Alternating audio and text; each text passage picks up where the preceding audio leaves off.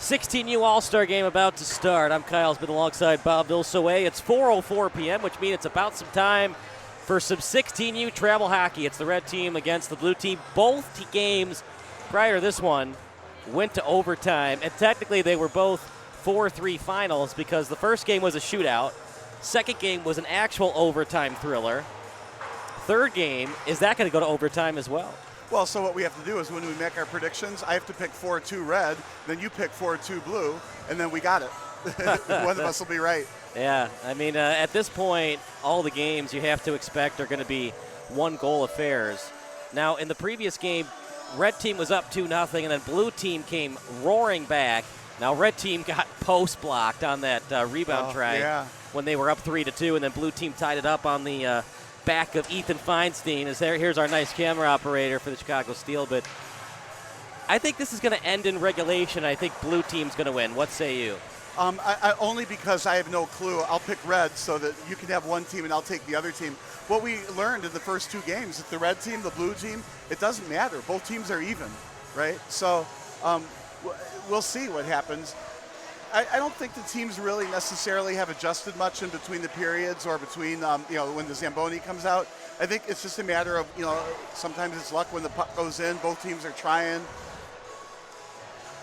Sometimes, tip-ins and deflections happen. Some goals you just can't stop. So I think what we're going to see is something very, very close. I think what it's safe to say is we won't see a 6-0 blowout. That's for sure. All right, we're going to take a break. National anthem and starting lineups coming up next here on SBS, the broadcasting network for everyone.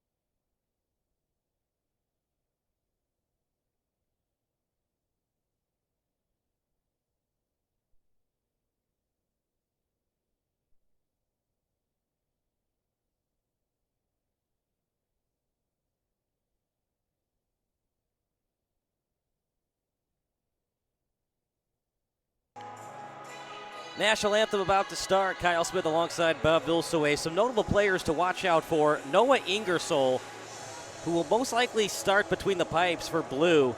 He had a 1.66 GAA in the playoffs. Nolan Sanderson, 95.8. Easton Bristow, 1.88 GAA. And Mitch Gowell in the playoffs had 4 goals. And here we go. National anthem brought to you by SBS.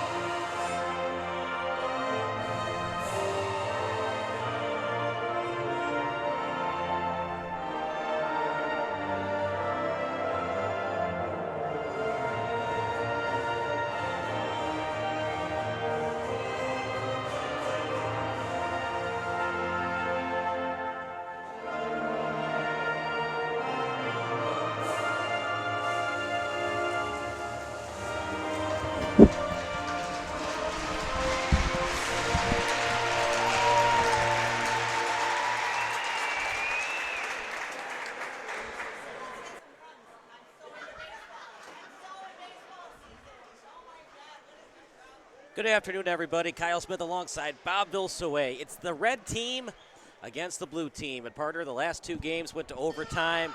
It's an encore performance. Can the third game go to overtime, and can the fourth and final game go to OT? Boy, wouldn't that be fun. The cool thing about going to overtime also is the games are not running late as a result. They put plenty of time in between for everybody to get changed and get ready and get on the ice, and for different fans to come in, different parents to come in. What a fantastic event this was. In between games, we got a little bit of pizza and something to drink, so that was all good as well. It's a great venue. A lot of fun for these players. So, partner, it might be a goalie battle. Nolan Sanderson, a save percentage of over 95% in the postseason coming into this one. But the problem is blue team might have the better goalies. Noah Ingersoll, 1.66 GAA in the postseason and a save percentage of 92%. The problem was his offense wasn't there for him. The team just went 2-2 in that postseason.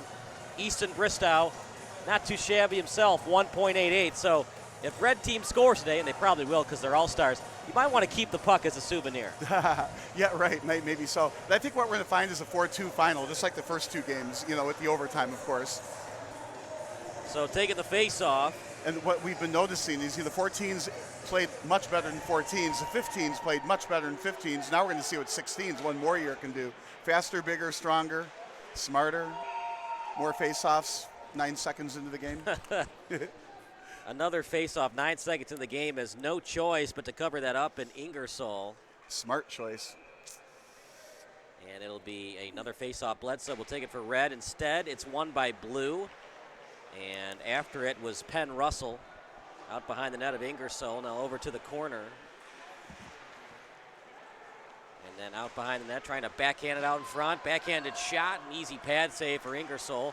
And a beautiful poke check by Bledsoe. He gets it, trying to set it up in front as he was trying to feed it to Deegan. And then over to the blue line at neutral ice. Getting it was Blue. And here comes Kuntz. Kuntz with it. Off the corner after it was Piasecki. Now over to the point. That shot very wide. And it doesn't matter what age group, partner. Players are struggling getting that puck on net. Well, clearly they need to make the net bigger, like a soccer goalie net. Then some of those shots would go in. And the players are smartly aiming for the corners, upper right, upper left, lower right and lower left. When the goalie butterflies out, that's not quite as open. But if you can get the puck, higher than the blocker or lower than the blocker or upper or below the glove on the left side, that's where you want to aim. Certainly not the middle of the net. That's where the goalie's breadbasket is. One of our sponsors today, Glenview Stars. Check them out at GlenviewStarsHockey.com. And is that going to be an icing? Yeah, it will be. I'm a little surprised he didn't wash it off, but yes, icing. A lot of shout-outs that we have to announce in today's broadcast. Another one of our sponsors, the Chicago United Hockey League. One of the coolest logos you'll ever see. You got the red, white, and blue, and then you got the hockey puck as it darts its way around the skyline. Yeah, it is a great logo. Of course, it looks like the Chicago Police logo or the soccer team logo. And the pretty light blue with the 4 stars. And how many face-offs is that? It's got to be at least 3. Let's see, 26. Yeah, face-off, save, icing, 4. Yeah, in 16 seconds. Well, a minute and 16 seconds. Yeah. So every 30 seconds, you don't need a line change, just need a face-off.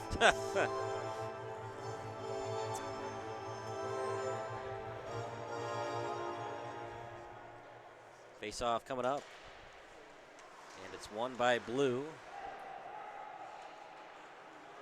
Over to the blue line, Distano. And then over to the hash mark. Trying to tap it out is red, Distano. He was after it quick as a cat to keep that puck in. Now over to the face-off circle, trying to get it off the boards and does to red. Now back over the point, blue with it. Wrist shot, right in the glove, easy save. Yeah, it wasn't easy save. There just wasn't any traffic in front, so he kept trying to hold on to the puck longer and longer, hoping for more traffic, and unfortunately it was just too far away. Finally blasted a shot, relatively high risk shot, easy save, but they got a face-off in that zone though. It might be a goalie battle. It might be one of those 1-0 games. You got Sanderson starting for red. You got Ingersoll between the pipes for blue. Well, there's good goalies, but there's good offensive players. There's going to be some defensive breakdowns. Too much, trying to score from the point, and then there's going to be a 2-on-1 fast, odd man break and fast break. Yeah, there's going to be stuff happens. Vaccaro after we had Vaccaro in the pregame show, and now played by Carr as he taps it off the boards to his teammate in Deegan. And I really like this this blue jersey versus red jersey thing. That just never happens in the NHL because one team's always the dark color and the other one's always white. So you never see like Chicago versus Toronto when they're in their dark colors. Good Off steal. the boards. And then tapped over to Corkin. Oh, bad pass. Oh, Jet yes. saw it all the way. Yeah, that was not a good pass. They should have dumped it back in. But that's easy for us to say up here. Out in front. It's always a lot easier playing armchair hockey than regular hockey. And here we go, chance for red, but 2 defenders, and backward skating as blue is able to cut off the offensive player. Was Nick Carver and Frank Mandarino. Yeah, earlier we saw the 14s split the defense like that for a game-winning goal or game-leading goal near the end of the game. Right, but the difference between 14U and 16U, it changes quite a bit, doesn't it? Oh, yeah. Well, these guys are amazingly fast and certainly bigger. Out to the blue line, backward skating. I mean, it's so tough being a defensive partner. Guys going right at you and you're backward skating with the puck and stick handling with it. Yes, it is amazing. And then if they, go around you, you got to turn and skate with them. I mean, some of these defensemen are so good. They're faster backward skating than I am forward skating. Spinorama, a beauty. As with the puck right now is Jack Genesis. Now over to the point. Keeping it in well that time was Jack Volley. Over out behind the net. Off the pad. That was a pass right, by the way. Well, again, it's never a mistake to put the center the puck right in the slot right there. Maybe it bounces off something. Maybe it gets deflected. In this case, they're getting the face-off out of it. Not so bad either. Coaches generally say shoot it towards the net. You look for deflections, rebounds. That's when the goals happen. It's never, not rare. I mean, not never, but rarely just a clean shot that goes into the net. A big shout out and a special one to Joey Bledsoe of the U16 Orland Park Vikings. Bledsoe. I wonder if there's a relative that used to play football. Well, hopefully there's not a player on the ice named Brady or Bledsoe won't get much playing time. Oh, no, that was great. When you don't have a girlfriend, you have too much time to think up these puns. That's over to the red line. That one-timer, nice pad save, rebound try, couldn't get it on net. What would save us all then if we would just get a girlfriend? He gets an E for effort, but an F for failure on getting it on net. Oh, like that one? That wasn't even close. Wouldn't have been on net if it was a 100-foot-long net. Yeah, it would have missed the soccer net as well. As much as we love the movie Happy Gilmore, there's a reason why Gilmore never made the hockey team. Doesn't matter how hard you shoot it. If you can't get it on net, you're not going to be on the ice.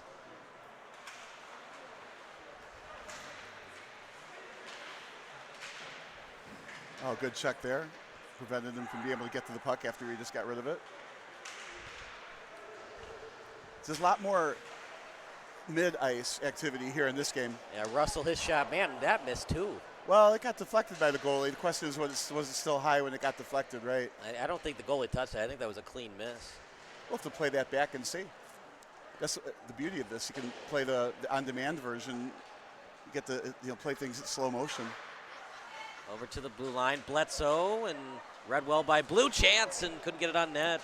I will say the Steel TD back here has done an outstanding job of some of the replays. We have a screen up in front of us, so we can actually watch the game up there or on the ice. And then we see a lot of the replays afterwards. Does a great job. No surprise here, partner. Right now, it's a defensive battle. Now we still got a lot more hockey left, but don't be surprised if we have nothing going into the third period. Well, you always think that way, right? Well, the teams are feeling themselves out and stuff like that. And there's a lot of center ice activity here. And also the players getting used to each other and where they're going to be on the passing. When they play on their normal team, the communication, of course, is better because they're used to playing with each other. But here, the players are more skilled, but they haven't played with each other yet. And they'll get better as the periods progress. Off the board, stolen away by Blue. As with it right now is McLean out behind the net, wraparound try, read well by Red. The net stays intact. And then off the glass. Up in the air, puck. Here we go, 2-on-1, right on target with the pass shot. Oh my goodness, get it on net, please. That's just one shot on goal thus far in the game for Red. They have more misses on the net than shots. Palazzo plays it as he's guarded closely by Carver. Bouncing it off the boards, his intended target, Mandarino, then back over to Carver, and then right on target, Williamson, in stride on the pass. Here comes Williamson, backhanded pass, read well by Red, still loose in the slot, and can't keep it in. Carver is after it. Yeah, it was kind of like a no-look pass, but what a great exit out of their own zone. Man, that was an interesting play. It went off the skate of a Blue player. Red was going to be offside, but because it ricocheted off the Blue player, no offside. And the rest didn't want to blow the whistle anyway. We don't want them to blow the whistle. It's fun to watch the end-to-end action. These players are good, Bob, almost as good as you when you played hockey.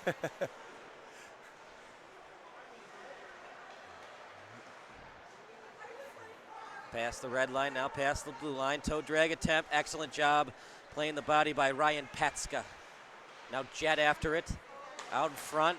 Trying to send it over to Grinton at the blue line. And now to the other blue line. Jet was after it. Vaccaro trying to steal. Otani calling for it. That's Othan, actually, and then over to the blue line. Yeah, you're used to the Angels, now the Dodgers. Dodgers. Like, there's no way his last name's Otani. It's not. And then over to Bristow.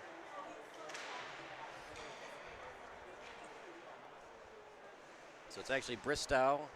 Sorry, 35 Sanderson and Ingersoll for Blue. There's actually a lot of hard names to pronounce, especially on the Red team. I was looking at them earlier, and I'm like, uh-oh, is it this or is it that? Look Pass out. the stick, breakaway chance.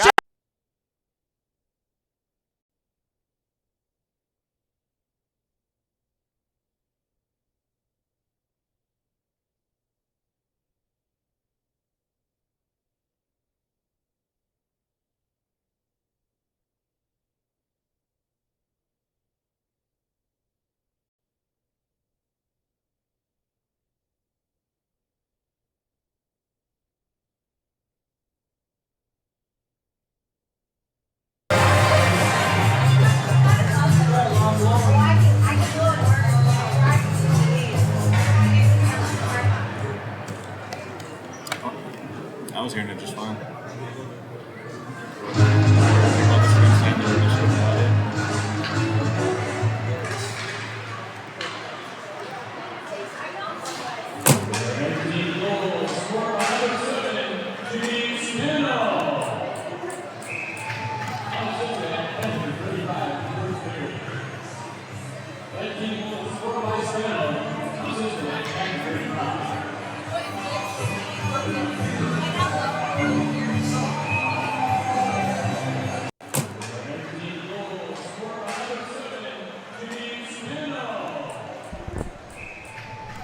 Back to the action. I think we got excited when the goal happened.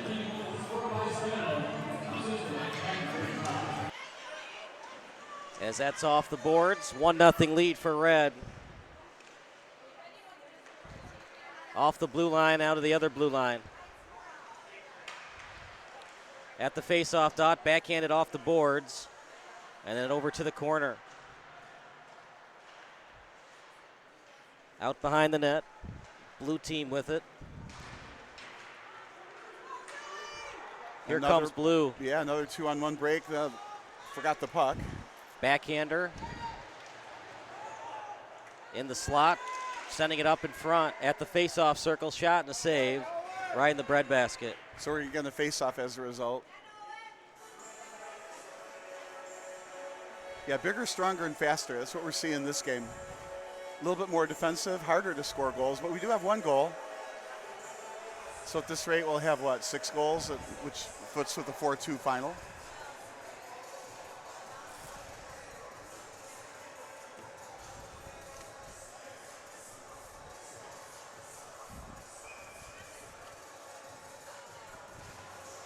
Face off. Red team won it to the corner.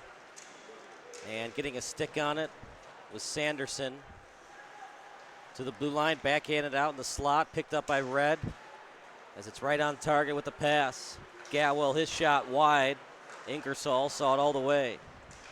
At this level, it seems like everything is contested better than the 14s and the 15s did, which of course makes sense. Yeah, off the stick, and after it was Prisginta's. Good thing that wasn't late and there was an empty net there.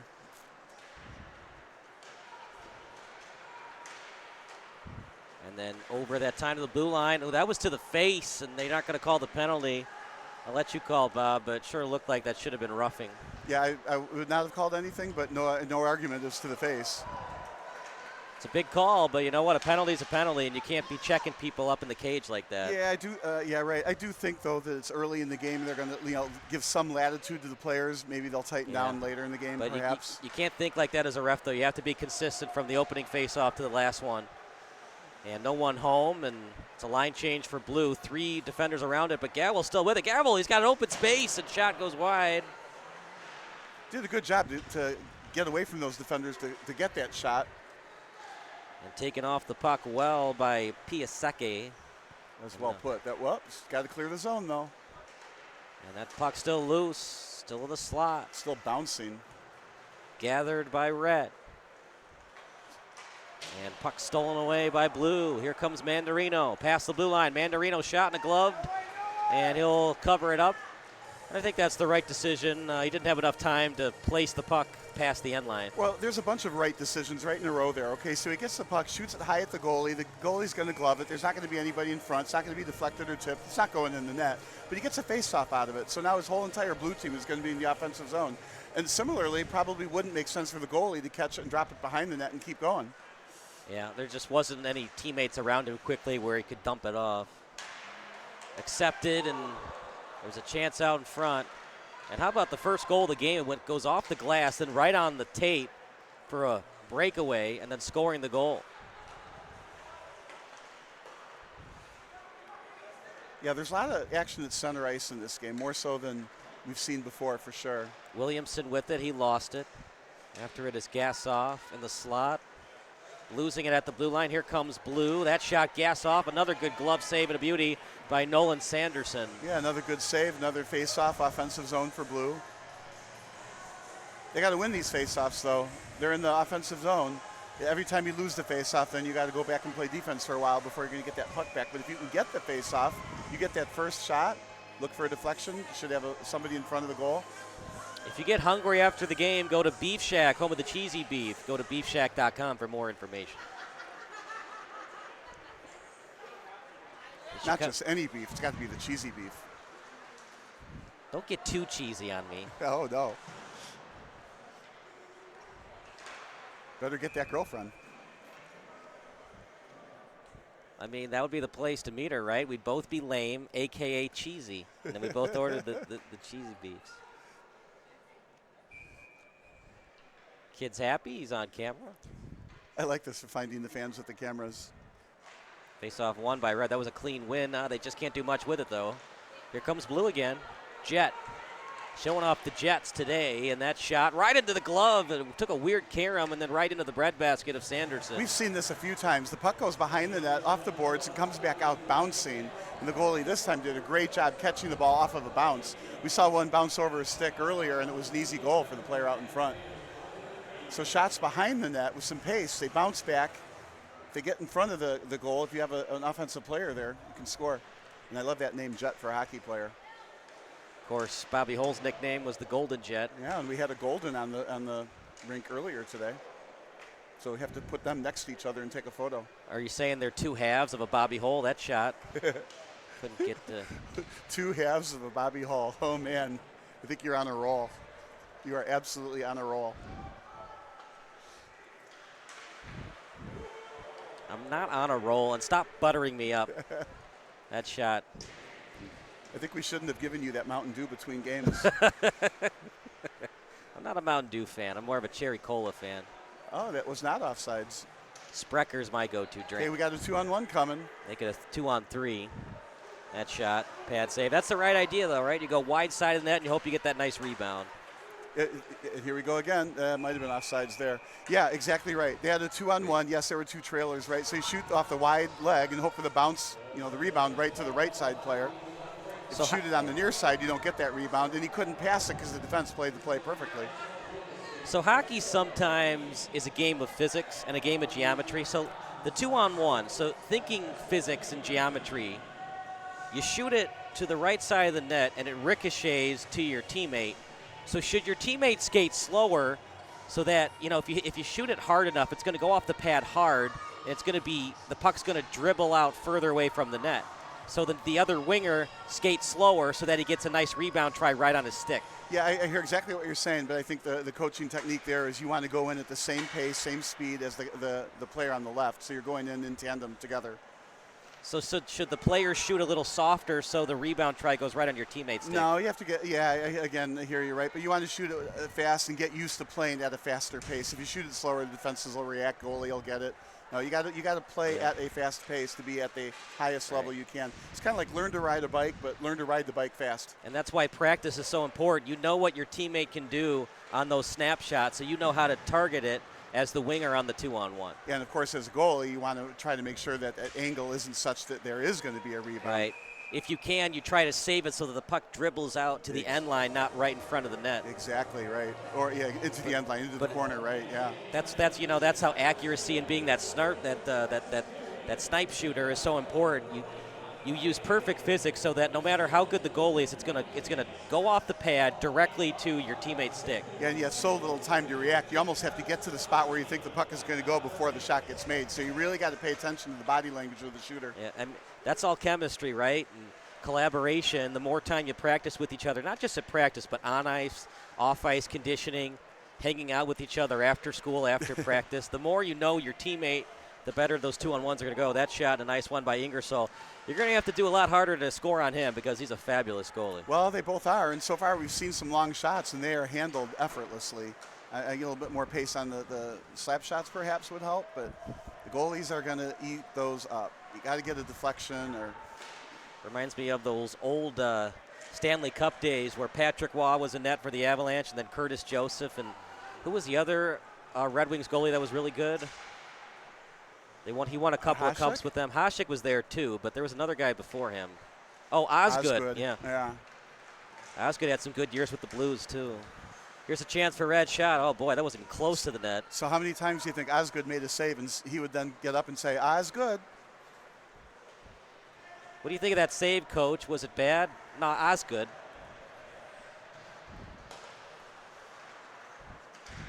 Great steal. You think when Patrick Waugh entered the NHL, his GM said, hey, here's your new goalie, Patrick Roy? I bet you that happened many times. Or Steve Yzerman's first game as a Red Wing. Hey, here, make sure to pass it to this guy. He goes by Wiser Man.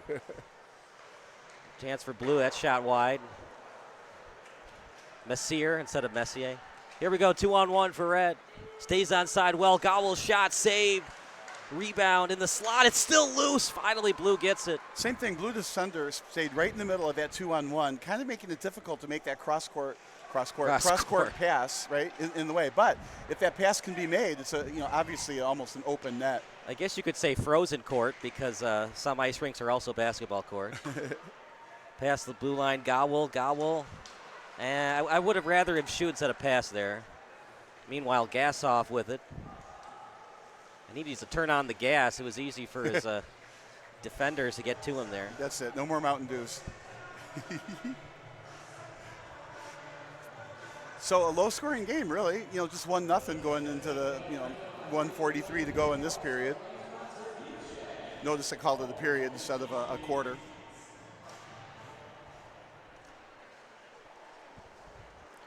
To the end line, played right now by Red. It was off the stick of Carr, and you're going to see another icing. That's a slow-moving puck. Slow. We need played by Patska. Yeah, we need the Zamboni to speed the ice up. I mean, partner, Blue has to be creative because if they just go along with their normal game plan, Red has some very good goalies. So they got to find a way to be creative to score today. Well, shots and deflections and big men in front, like that. Nice pass, even better finish right in front, finishing the play. Freddie Piasecki, 2-goal lead for Red. And that was late in the first period, so now we're going to have a final score of 6-0. You multiply that 2 times 3 periods, right? So it's going to be a shutout. Like you said, Blues are going to have to figure out a way to score. Shoot it wide, hope for a deflection, a redirection, rebound. That might be all that Aaron Tinker and Nolan Sanderson need, by the way. Well, it's so much dependent on the defense, too. But, of course, we got all-star defenders. That shot, blocker, and a good one. It just shows you, man, when you don't capitalize on your opportunities, you put so much pressure on your goalie to do everything for you. Well, you need everybody. It's a team game, right? So you need the goalie, you need the defense to be at the top of their game, and you need somebody at the other end to put the puck in the other net. So that's why it's so much fun to play this game or to watch this game. The teamwork is over the top to be successful. Face-off coming up. It'll be Freddie Piasecki who scored to make it 2-0. And Corkin cheats up. Right off the face-off shot. Ingersoll couldn't freeze it. Boy, there was a couple of good opportunities from Red. As Braden Tillett had the rebound try, as Tillett still with it. Yes, so Red has a 2-goal lead, and you'd have to say kind of advantage with the puck control.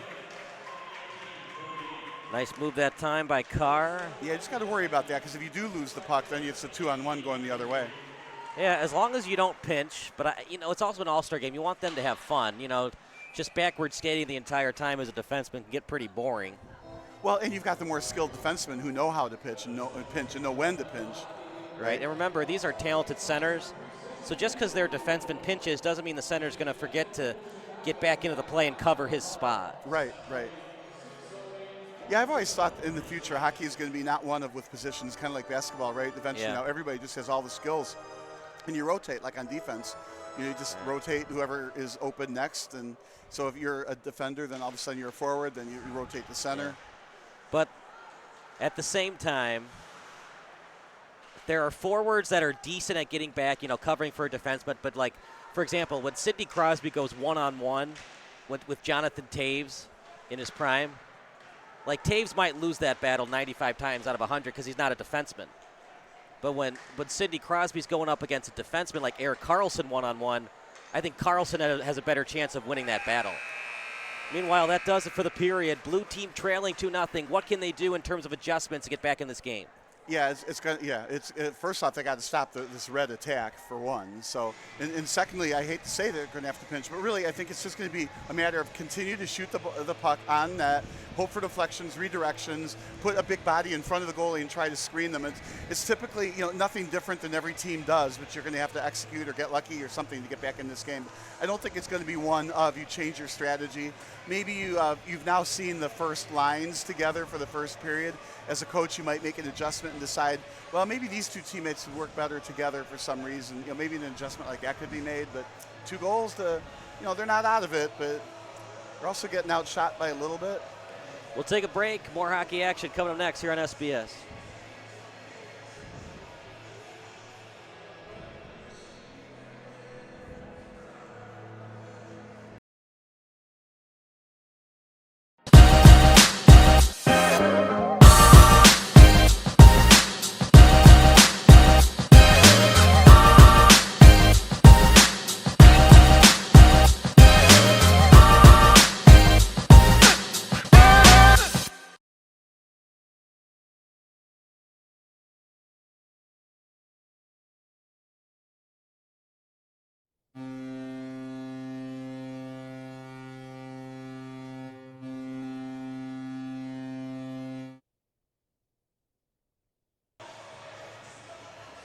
Second period about to start. Kyle Smith alongside Bob Vilsaway. 8-minute 30 period.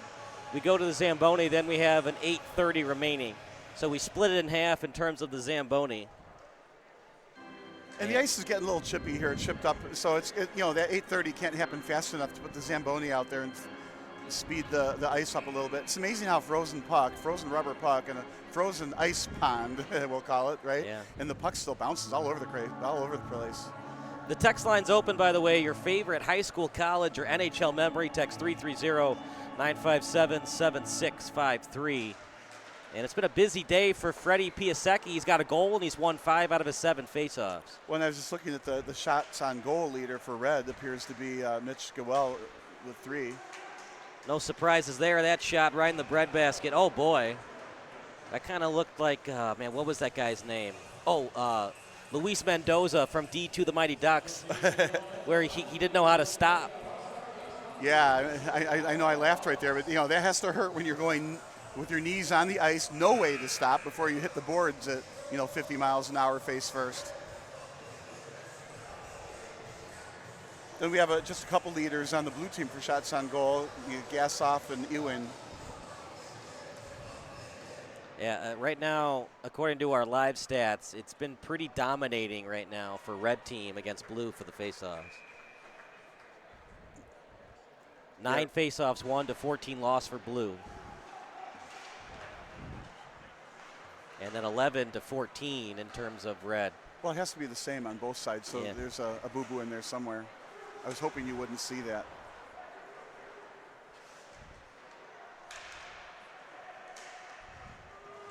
Unless the green team got 2, face-off wins somewhere along the way. Over to the end line, over to the corner, as it's played by Ackerson. He's had a quiet day thus far.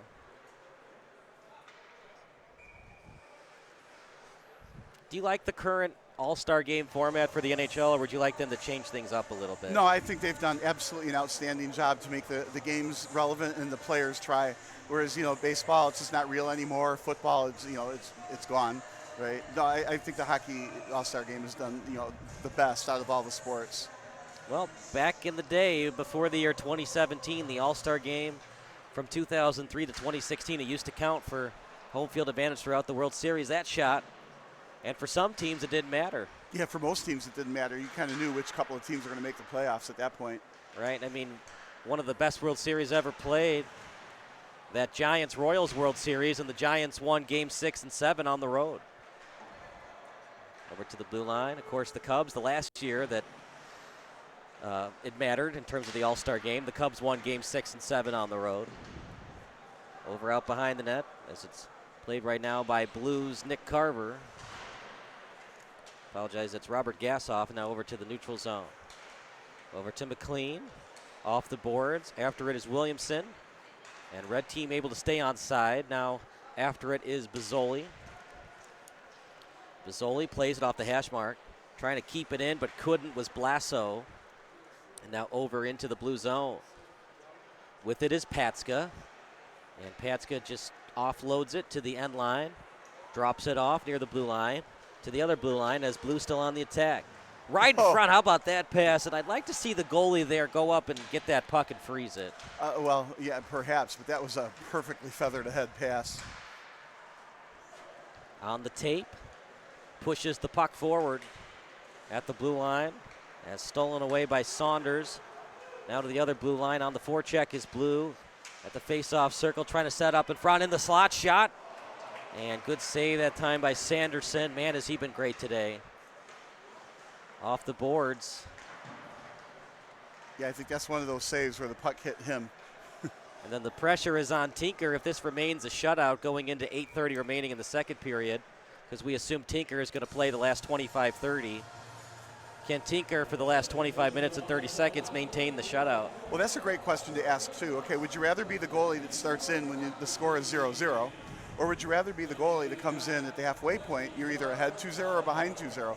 Which situation would you rather be in? Because if you're ahead 2-0, you could be the GOAT pretty easily. If you're behind 2-0, well, there's really nothing to lose. Or do you want to be that first goalie when it's always 0-0? We did select as one of the stars of the game, one of the 3 stars of the game, the goalie that started for one of the teams earlier today. Yeah, Preston was fabulous. Centered. As that shot blocked, loose puck in the slot. As that's right on target, trying to split through the D. Saunders sees it all the way, and he gets it. Bouncing off the boards, puck in stride. As it was off the backhand. Backward skating is Vaccaro as he was trying to get it to Grinton. Puck accepted at the face-off circle, obtained behind the net. Acquired by Reds' Joey Bledsoe. I see that that thesaurus I gave you has come in handy. And now on the tape at the blue line, Rister wide. And puck circles its way and finds its way to the neutral zone. Here we go. Breakaway for Red. Gowell shot. Beautiful save that time by Ingersoll. That might be the save of the game, at least keeping Blue in this game. I think I'd replay that. To me, it looked like it hit the side of the net. Good job by Ingersoll using his big body to force a tough backhanded shot. Ingersoll goes quick, post to post. Can't be lazy between the creases. Got to be very athletic. Have you ever seen the commercial where the team starts a 350-pound goalie? And he's yes. Funny you said that. I was thinking about that earlier. So what happens if you put a sumo wrestler between the pipes? Can the other team score fewer goals as a result? Well, sumo wrestler is athletic, though. Sumo wrestler is kind of like an offensive lineman. Well, so if you put a sumo wrestler in the pipes who can skate, right. Well, the commercial was like a 350-pound average Joe that they put between the pipes. And that they're going to call a penalty on that? I didn't see his arm go up. Arm it went does up. Look like he's pulling somebody, doesn't it? I thought I saw a cross check. No, he was just pulling him off the bench for the face-off. Yeah, they're just going to call icing. No, actually, delayed offside. Right. Anyways, face-off, no penalty. Piasecki will take the face-off. Won by Blue.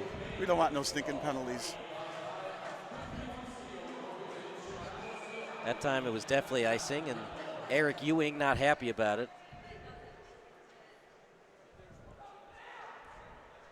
That's a nice shot. Look at those players on the bench. Gassoff, Williamson. Yeah, I like that Romer camera. Camera on the wireless connection, can go anywhere. And I also like that the cameras have been panning in the crowd a little bit. Face off, won by Red. Nice win, but just not able to get the shot on net from Ackerson. It's a real nice facility to play. Well, this is where the professional Chicago Steel team plays, so it's a great facility for them. A lot of teams play here. Marmion plays here. That shot, loose puck, almost went in. Yeah, I think Aurora is another one that plays here. Aurora University. It's a famous ice arena. Palazzo after it. I mean, that's a nice Italian last name. Reminds me of Steve Palazzo, who does a lot of work for Pro Football Focus. Ewing with it. I think it's Palazzolo, right? Is that how you pronounced it? Let's see. It's written P-A-L-A-Z-Z-O-L-O.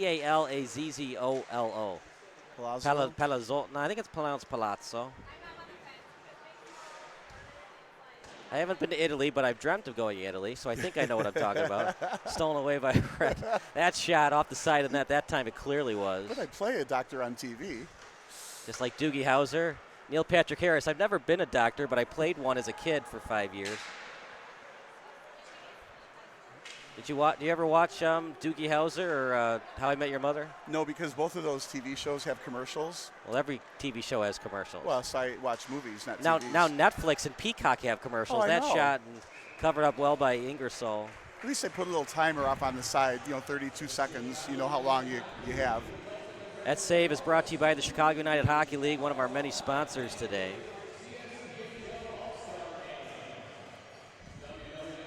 So shots are 13-11, and the team with 13 shots, the red team, has 2 goals. So those next 2 shots from blue should go in.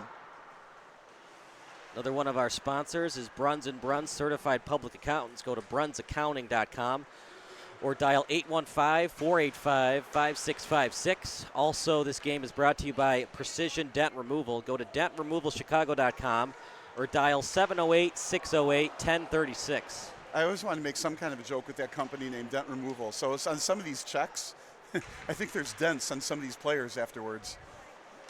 I feel like Richard Dent needs to be on the board of directors there. Off the boards. Wasn't ready for that pass, and he'll have to retreat into his own zone. Puck acquired at neutral ice. Accepted. No one was able to get it. And icing. Acquired and accepted. First time I ever saw the word Thoris, I thought it was pronounced thesaurus. Oh, yeah, right. I'm not sure I know how to pronounce that now still. And then the first time I ever ordered a euro, I said, 1 gyro, please. Yeah, or a gyro or something, right? But I never said GIF. I always said GIF. I have never been and never will be a GIF guy. 2-on-1 now for Red. Shot. He scored.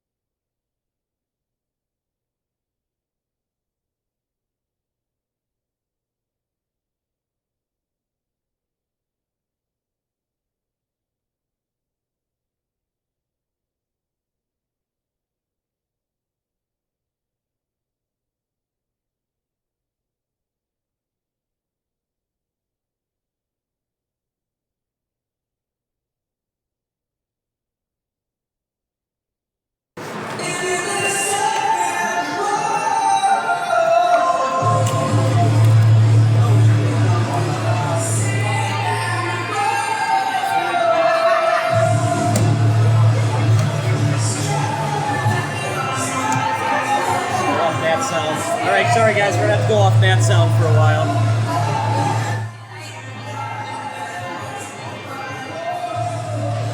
Face off, won by Red, off the boards.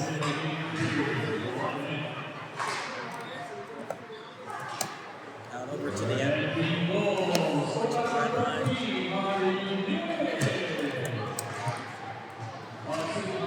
To the face off circle. Out past the center line.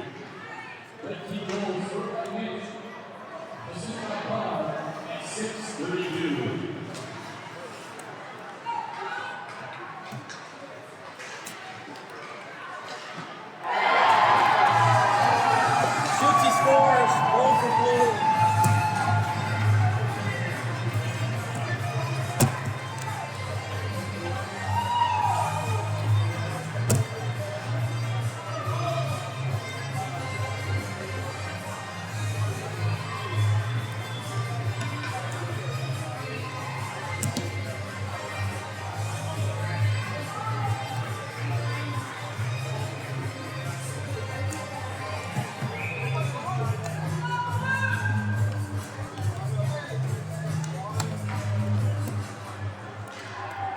Face off one, and then over to the boards at this neutral ice.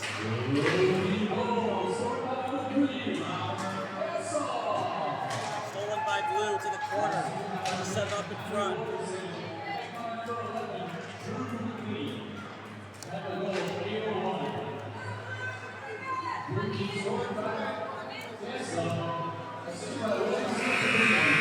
That'll do it for the period. 3-1 lead. We'll take a break. You're watching SBS, the Broadcasting Network.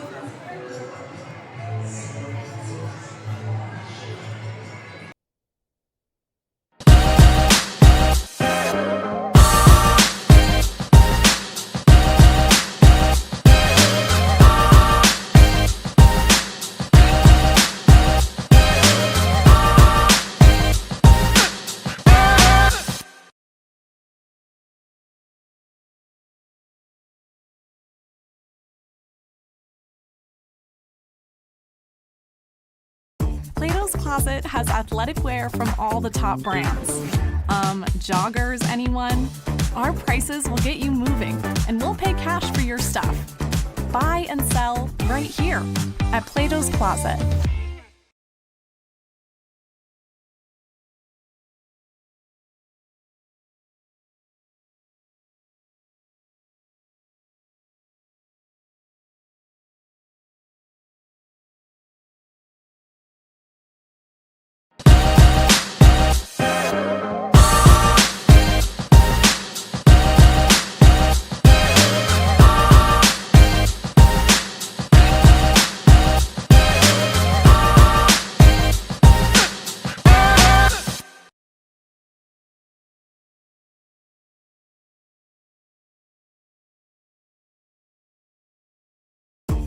Plato's Closet has athletic wear from all the top brands. Joggers, anyone? Our prices will get you moving, and we'll pay cash for your stuff. Buy and sell right here at Plato's Closet.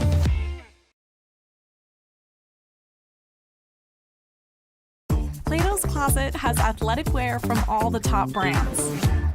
Joggers, anyone? Our prices will get you moving, and we'll pay cash for your stuff. Buy and sell right here at Plato's Closet.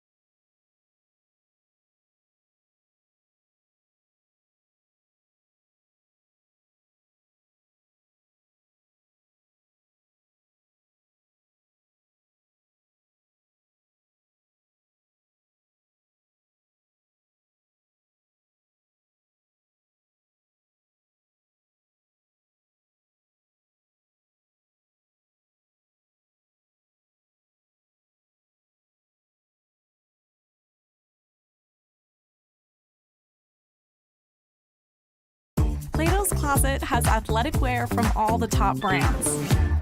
Joggers, anyone? Our prices will get you moving, and we'll pay cash for your stuff.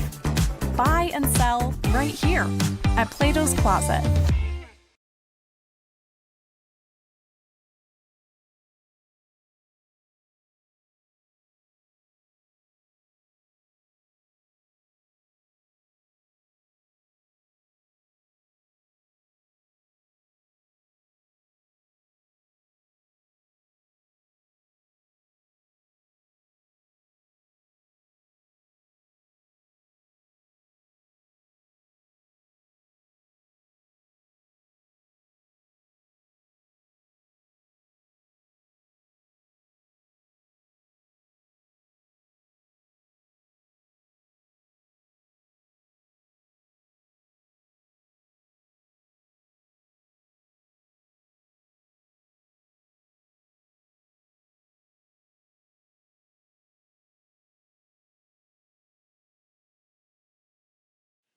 It's June 9th, 2010. Game 6 of the Stanley Cup Final is taking place between the Chicago Blackhawks and the Philadelphia Flyers. The final result will be an overtime win in Philadelphia. If the Flyers end up victorious, they'll still have to win a Game 7 in Chicago. It's a 3-3 tie in the first overtime, meaning this has been a moderate offensive explosion with some decent defense and goaltending squeeze in between this hockey contest. This is a huge game for Blackhawks fans, as their favorite hockey team has been a laughingstock in the Western Conference for most of the previous decade. For the Flyers, they're looking to bring back Stanley Cup glory to the city of brotherly love for the first time since the 1970s. To truly understand the importance of what happens next, we need to hit that left button on the VCR. In other words, we need to rewind.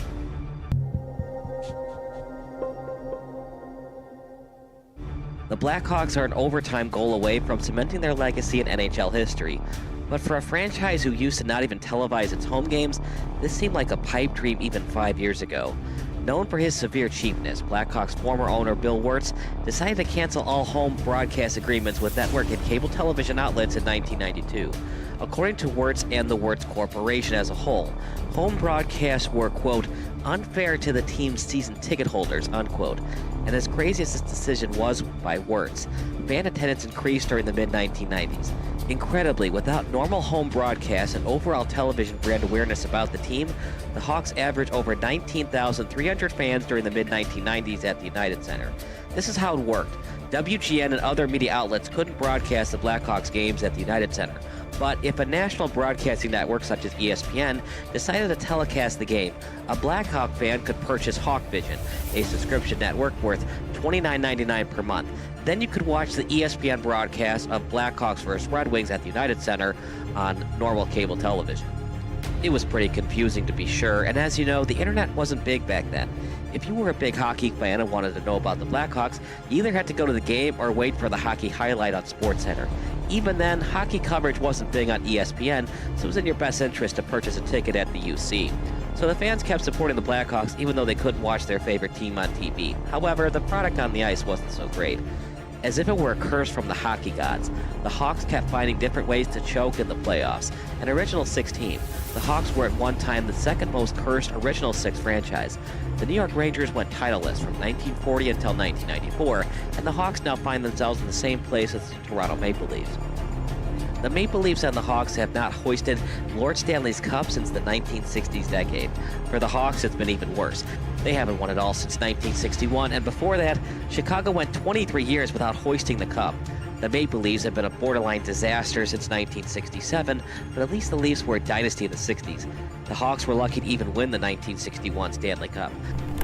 So yeah, the Hawks have pretty much been mediocre or worse since 1961.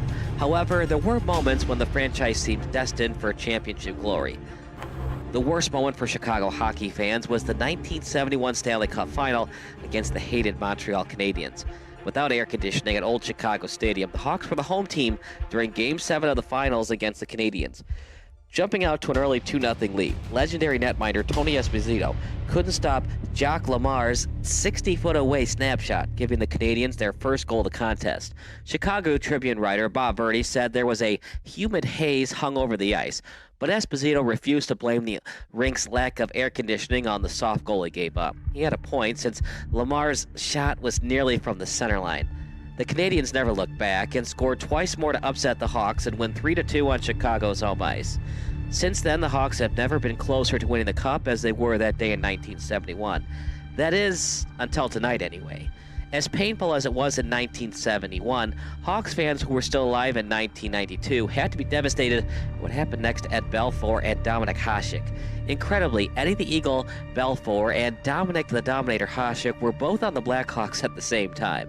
Two future Hall of Fame goalies were both on the Hawks, and yet the franchise still couldn't win a Stanley Cup with either netminder.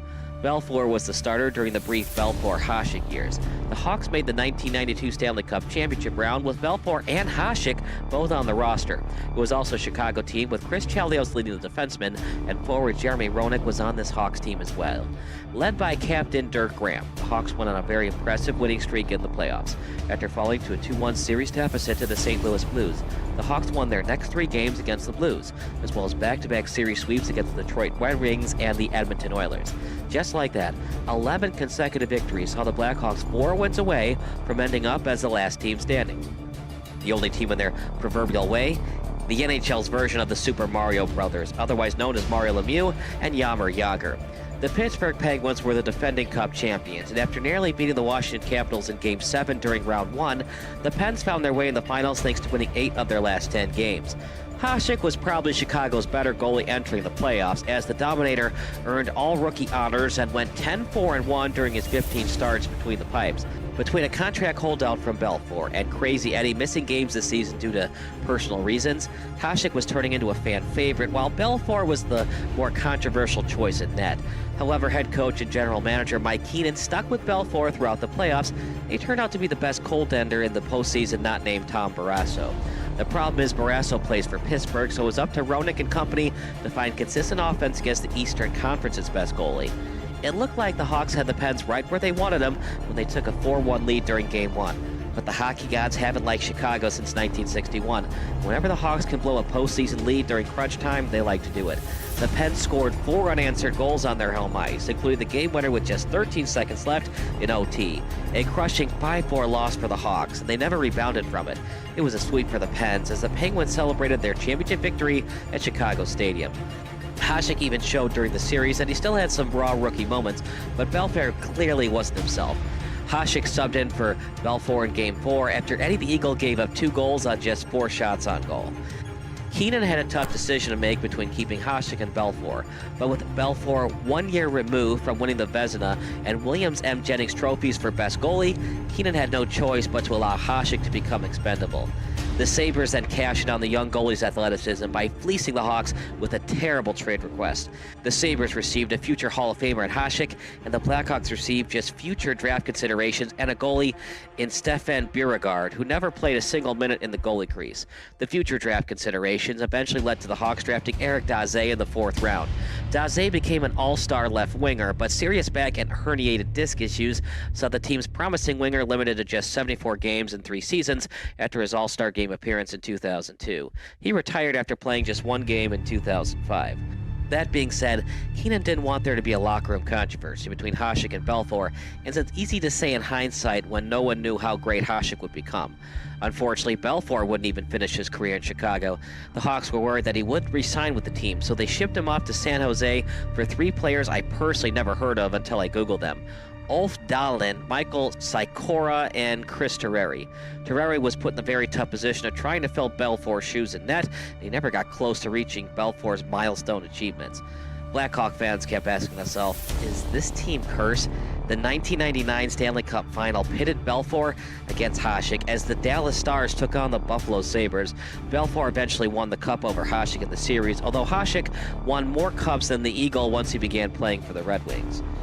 The Blackhawks managed just 1 more Western Conference Finals appearance with Belfour in net, and they wouldn't get back to the Western Conference Finals until last season. No one ever wishes someone to die, but success seemed to reach the Blackhawks once Bill Wirtz passed away from complications of cancer on September 26, 2007. His son, Rocky Wirtz, took over the team, and during their first season with Rocky as the CEO, the Hawks finished above 500.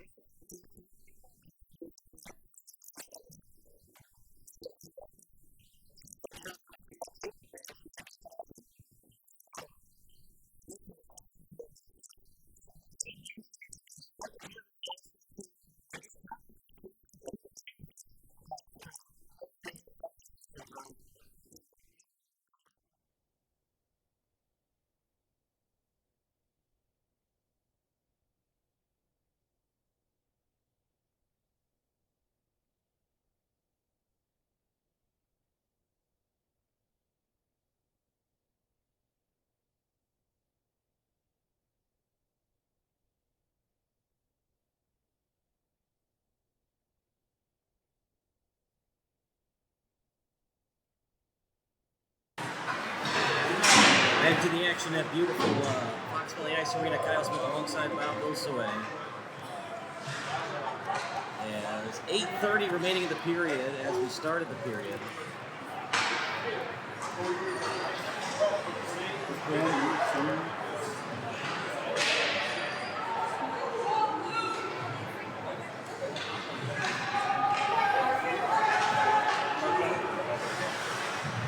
to the neutral zone. Right now by Blue. That shot goes wide.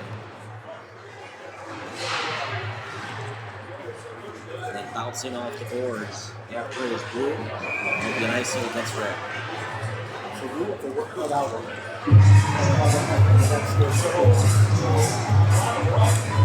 Well, they could score one goal, that last one goal, and get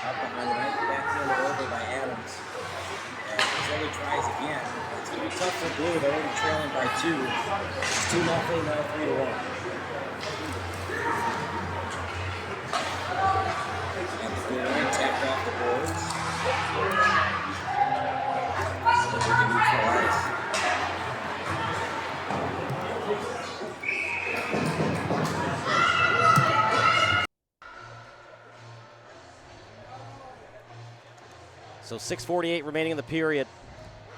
Apologize for any of the technical difficulties that we had. We'll make sure to get it better for you next season. Next season? Well, unless they play for Nationals.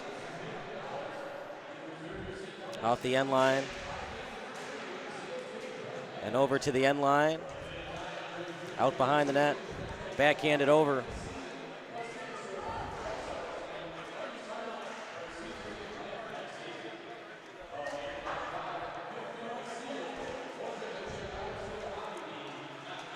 Make sure to pay for the ticket plan madness. 5 free games plus playoffs plus 1 Rockford Ice Hogs game.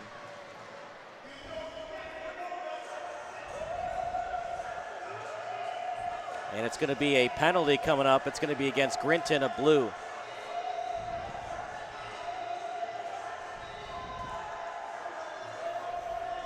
I like that. In each little penalty box, there's somebody that opens and closes the doors for them.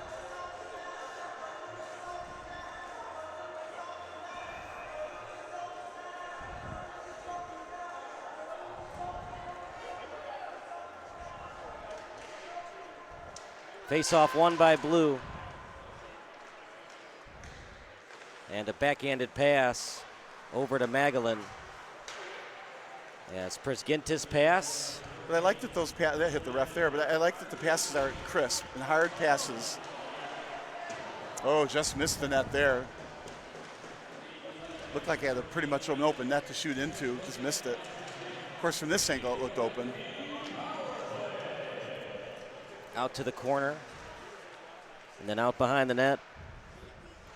Played over to Corkin. That shot right in the glove that time of Easton Bristow. Yeah, see, on that shot, I don't know. It was a good shot right at the goalie. Of course, he took it with the glove, so that means it's going to be a face-off. But there was nobody in front of the net, so there's no screen, there's no deflection. Face-off won by Blue over to the hash mark.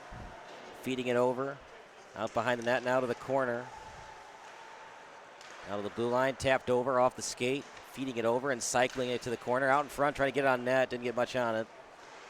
And they'll cycle it again, retry. He has a good redirection attempt. Now if they can get it back out to the point. Nope, not quite, so should be able to be cleared. Puck received by Blues, Evan Kuntz. And then over to the blue line. Out front, backhanded pass as he was trying to feed Marty Nitch. Neutral ice now. With it is Carnesi. He is an academic scholar, by the way. Now chance for Blue, able to get back into his net quickly is Aaron Tinker. Fortunately, because that was a good shot at a good angle to go in the net if he didn't get back. Some real nice hustle there from Blue, almost having the lead. Now in his own zone, as it's played by Vale. As Valle takes his time, 11 seconds remaining on the penalty. Short-handed attempt coming. Ewing with it, his shot, easy save, and he'll cover it up. And just 1 second remaining on the penalty. Yeah, nowhere to go with it. He's at a tight angle. The goalie's right there. I think the only spot possibly where the puck could have gone in if it was hit hard enough would have been the top right of the goalie. Our top left from our angle. The other hockey teams playing soccer, kind of like a big hacky sack Yeah, just game. trying to stay loose. As no more penalty, back to even strength. Oh man, what a hit that was as it was delivered by Mark Shukin. And the hits are going to get bigger because the players are getting older. Shot, stick save, and able to handle it. Didn't go the way he wanted to, though. He wanted to just stick it and get it out in front. Then it went up in the air, and he had to glove it quickly. Otherwise, it would have been a garbage goal. Well, yeah, it was wise to catch that. He had two blue players. You know, if that ball hit that puck and hit the ice, you know, let's say if that ball had hit the court, there were a couple players there could have hit it into the net.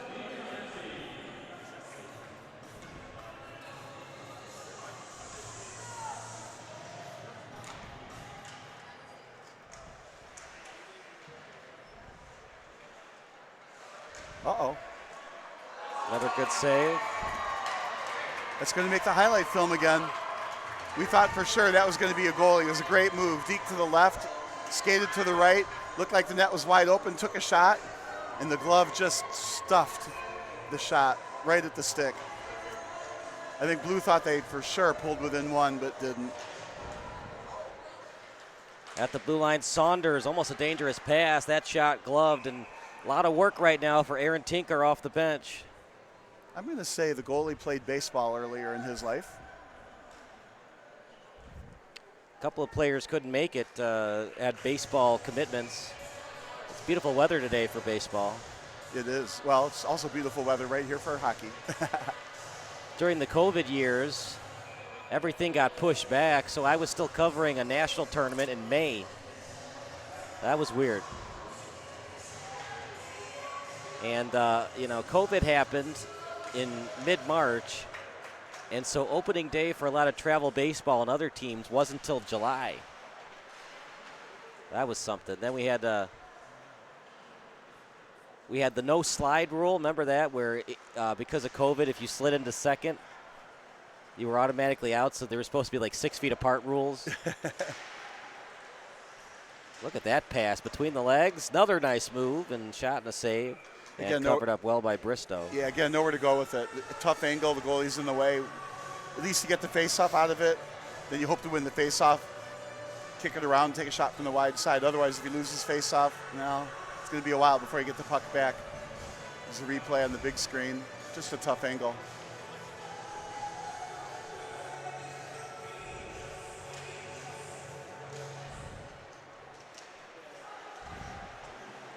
And then wrapped around to the other side. Puck goes out of play. Yeah, this is where Blue is struggling to exit the zone. Good forechecking by Red. Part of it, the exit your zone plays are, you have to stay on the basic end, even though they're all-star players. Just haven't worked on knowing for sure where your teammate's going to be.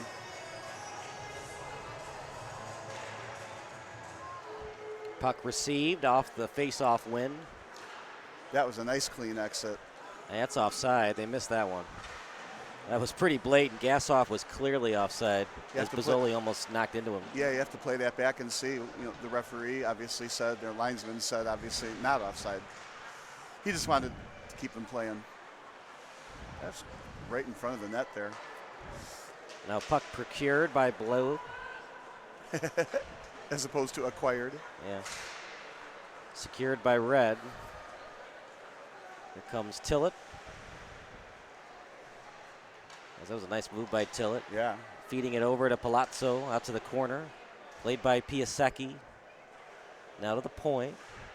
And then sent over to Tillett. Getting in the way of that passing lane.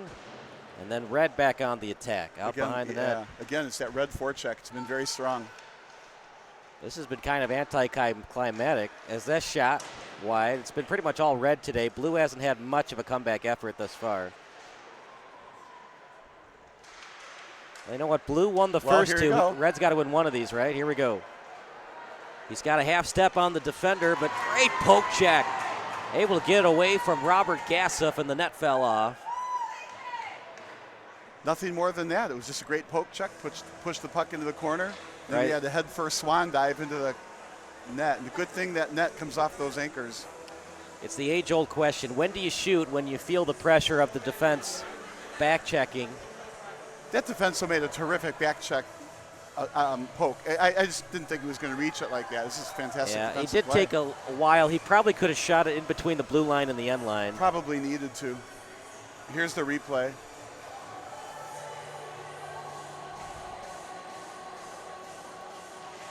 Yeah, and they just fell on his own and slid into the side of the net. Actually slid square head on into the post. Out to the blue line as Carver sends it in. And now after it is the other number 2 and Prisgintas. To the blue line, kept in well by Blue. That shot by Carver, blocked off the glass. Now to neutral ice. Slow moving puck. Here comes Red.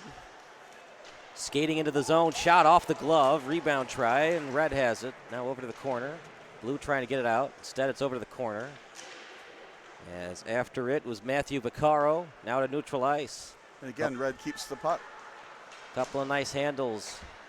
Tapped off the boards. Spano was after it. And off the boards, pinching and dumping it in well is Mandarino. Jet had it briefly. Now Ackerson bouncing it off the boards to his teammate, that time in Othen. And then out to the hash mark. Othen thought about pinching. He'll stay at his spot instead. Here comes Blue. And they'll break the puck out on the other side, and instead they change their mind to the other side. Back and forth we go. There's 3 offensive forecheckers in the zone for Red, making it real difficult for Blue to exit the zone. And now they got 3 men back, including Othan. And they're being a little conservative as Red, and you can understand that. Blue wanted a hand pass, but we play on. And here comes Red. Leading the charge is Carnessi. That pass out front. And Carnessi, not only is he better at hockey than me, but he's an academic scholar. He's 2 for 2. And that does it for the second period. Kind of anticlimactic. Red leading in shots on goal, 21-17, and Blue just hasn't had an answer for both netminders and Aaron Tinker and Nolan Sanderson. Right, and the level of quality shots they're getting, they're just getting shut down by the Red defense. So 3-1 game going into the third period. We'll see if something changes in the third period for Blue to see if they can dent the net. All right, we're going to take a break. More hockey action coming up next here on SBS.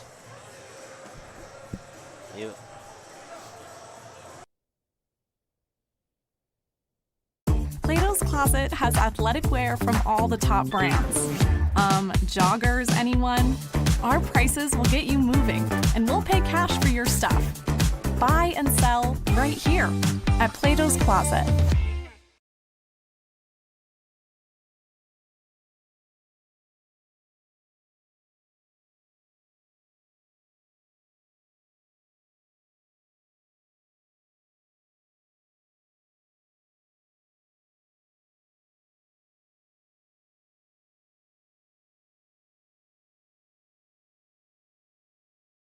Plato's Closet has athletic wear from all the top brands. Joggers, anyone? Our prices will get you moving, and we'll pay cash for your stuff. Buy and sell right here at Plato's Closet.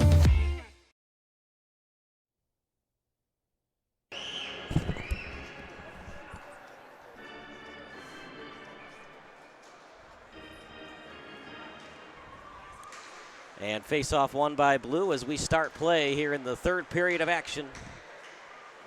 Off the boards, and actually that was right on target pass. That's stolen away by Red. Past the blue line. That shot wide off the stick of Shukin. And the other 13 in Nitch has it. Well, Parter, mathematically speaking, you want to score in the next 8:30. But you'd ideally like to score in the next 5 or so minutes. Well, that's exactly right. Split the third period into 2 halves, get 1 goal per half. Nice save. Excellent save that time by Bristow. That's a game saver thus far. If he scores there, it's definitely going to be a Red victory. I was prepared to say score 3 goals, and the first goal has to be in the first third. That looked like it was going to be a breakaway goal. Well, that's why Bristow and Ingersoll both had GAAs under 2, and they're starting today, playing in this game. Now over to the hash mark. Well, I mean, this is one of those games, I mean, you feel like nothing's happening in a way because the score is just light at 3-1, right? But the reality is the defenses are good. They're stymieing the offenses, and the goalies are excellent. And, frankly, it's kind of a low-scoring game, just 4 goals into the third period. And then out to the slot of Red. Over to Gowell. Gowell stop and start move. Right on target with the pass. Just not able to accept it as Deegan. Yeah, right under his stick was all. And now Deegan's got it. And what can Blue do, partner, in terms of creativity to try to score a goal here? Like any professional team will say. Or they scored right there. How about that? Stay with it, right? Deflections, get in front of the net. Don't change anything. Don't pull the goalie yet. Man, hockey can change in a second, yes, a split second. Isn't that amazing how that happens? It looked like it was going to be an easy Red victory, and that's why the old adage goes, a 2-goal lead is the worst one to have in a hockey game. I noticed after the goal, the mixer stayed on. All good. It did. I didn't go too high with the decibel level.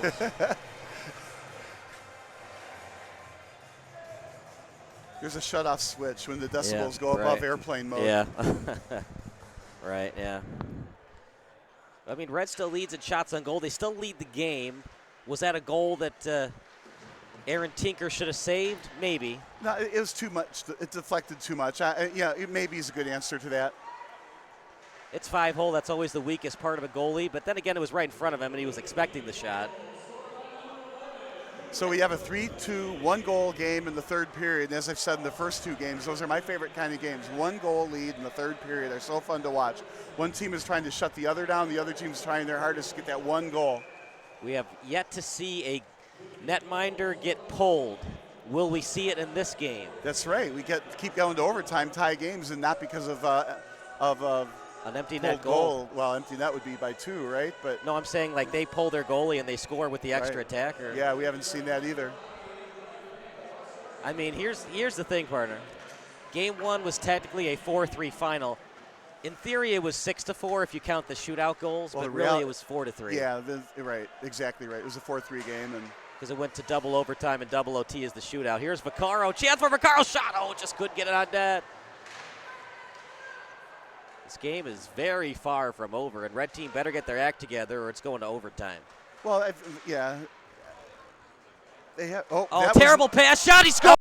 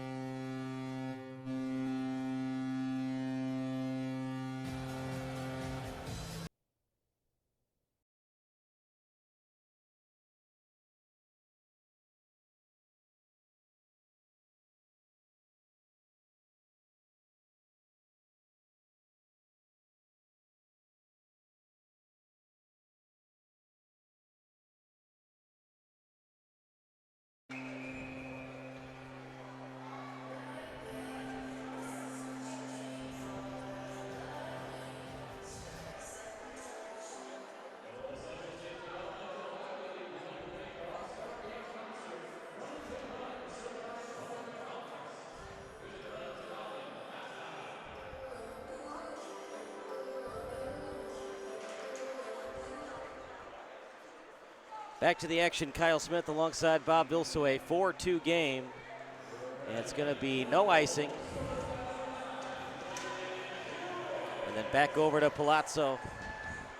But now instead of a 3-2 game, it's a 4-2 game. It's going to be a lot tougher for Blue with only 13:50 to go to get both those goals. So like we were saying earlier, divide that 13:50 in half, and you got to score in about the next 6 or 7 minutes. And then that stops play at 13:38. Yeah, then if there's a 1-goal game at 3 or 2 minutes to go, pull the goalie. I guess it's an all-star game, so there's no harm in pulling the goalie down by 2. Makes for an exciting finish.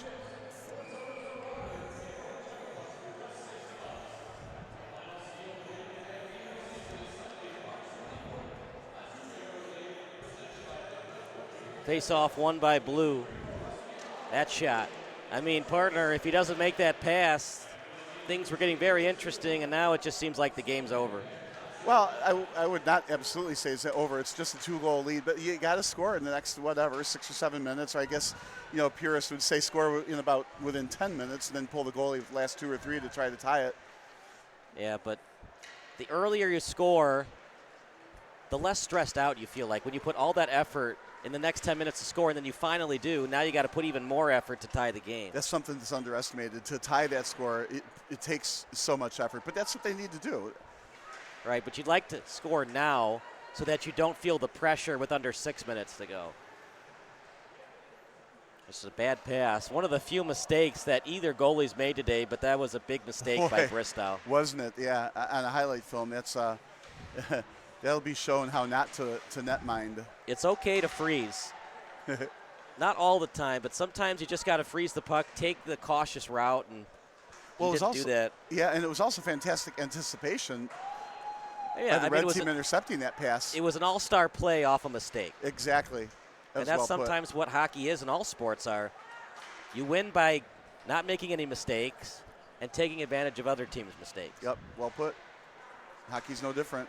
Maximize sometimes your odds. The perfect shot will beat the perfect goalie or vice versa. A great shot is stopped by a perfect goalie.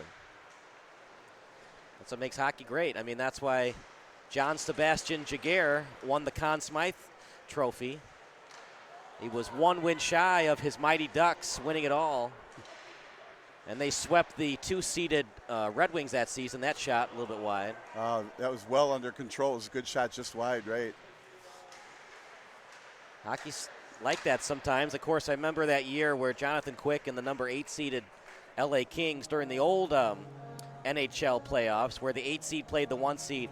And actually, you would have to play the highest seed remaining. So if the 2 seed won in the first round, the 8 seed would have to play the 2 seed in the Western Conference semifinals. Yeah, that happened a couple times. I don't remember if it was that series that caused that, but then they reseeded after the. Now they have the 2 divisions for each conference, and they have the number 1 seed of each conference plays the wild card team, and then the number 2 seed of each division plays the 3 seed. I don't know. I miss the old days of 1 versus 8, 2 versus 7, but what was happening is some of these 8 seeds were upsetting the 1 seeds because hockey's one of those interesting games. If you have the better netminder, sometimes that's all you need. Well, what was happening, 8 would beat 1, and then 8 would then get to play 5, right, or something like that. Well, the old rules were 8 would have to play 2 in the next round because it was the highest seed remaining. Then they switch it to 1-8 plays the winner of 4-5. Then they switch it to the 2 divisions for each conference. Moral of the story is just get John Sebastian Jaguar on your team and you can beat anybody, or Jonathan Quick.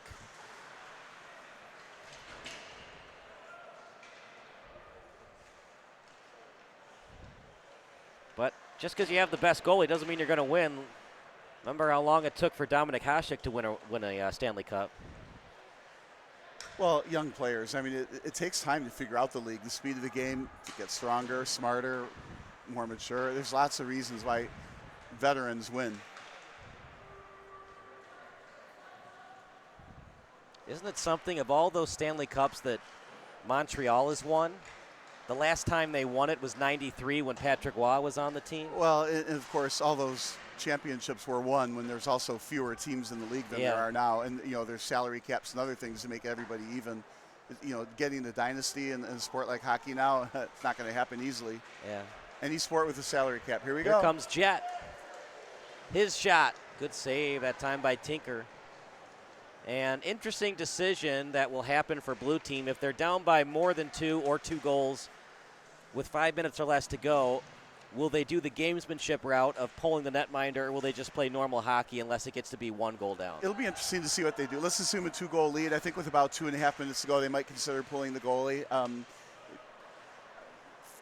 Then you try to get, obviously a goal within that minute and a half, and then you pull the goalie a second time with only down by 1. So I think we'll see it. So I'm going to bet that they do. But it is an all-star game. You might decide, well, let's not. That shot high.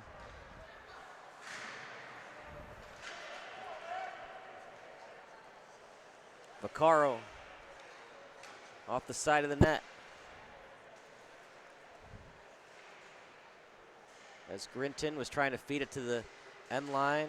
Mandarino, he pinched. I mean, you have to pinch now. You're down 2 goals with 9:14 to go. Yeah, the blue team has to pinch. I think the reality is the red team can just get back. Yeah, you could play just 3 men back the rest of the game. Yeah, I just don't let anybody score again.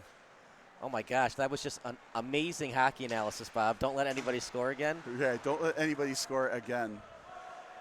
And did you know, Bob, that if you score more goals than the other team, you'll win?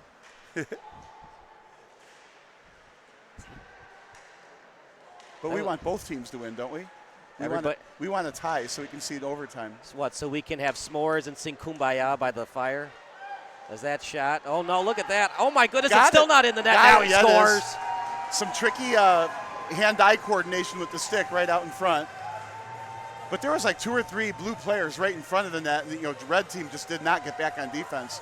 It was almost as if, all right, blue's not going to score. Let's get the puck and go up ice. There's that man we talked about, the really smart guy, and that was smart hockey at its finest. Here we see the replay in front of us on the big board. Off the skate, stick handle, loose puck, shot, he scores.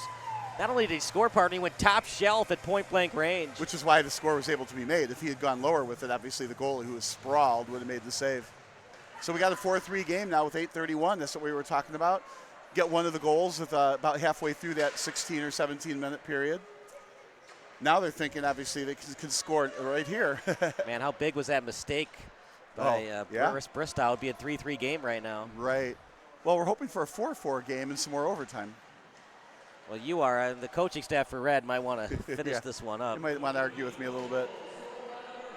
Red team's led by Nick Polos from the Vikings, assisted by John Grunler and Anthony Monti.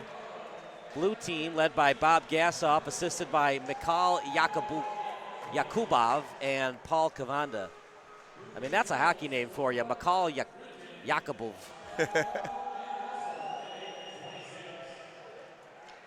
That's like when you watch Miracle, I mean, the center for Russia has just the most stereotypical Russian hockey name, Boris Mikhailov.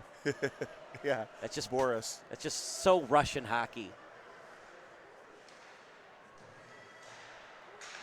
2-line pass. I don't like that idea, partner. You're up by a goal. Don't force it there. That shot and good save by Tinker. Yeah, every shot gets scary because you got a 4-3 lead. So every shot the blue team takes, right, could tie this up. Final reminder, the text line's open. Your favorite high school, college, or NHL memory. Text 330-957-7653. So the blue team's trying to get somebody to score this goal, right? Some more excellent hockey analysis. And Robert Gassoff has 3 shots on goal. Eric Ewing has 3 shots on goal. And Will Grinton has 3 shots on goal, and that's leading for the blue team. Keegan Bovey's been fabulous on the faceoffs. He's 8 of 11 for Red. You win faceoffs, you win hockey games. That's a faceoff win for blue, and just barely making that save is Tinker. Mitch Goel has 4 shots on goal, leading the red team. That's a good way to clear the puck, but this should be icing also. And a couple players for blue with 3 shots on goal. Make it 3 players now. Watch out for Robert Gassoff, who you talked about. We see the 4th one there in real time. A lot of faceoffs for Piasecki. He's 9 of 17 in terms of faceoffs won.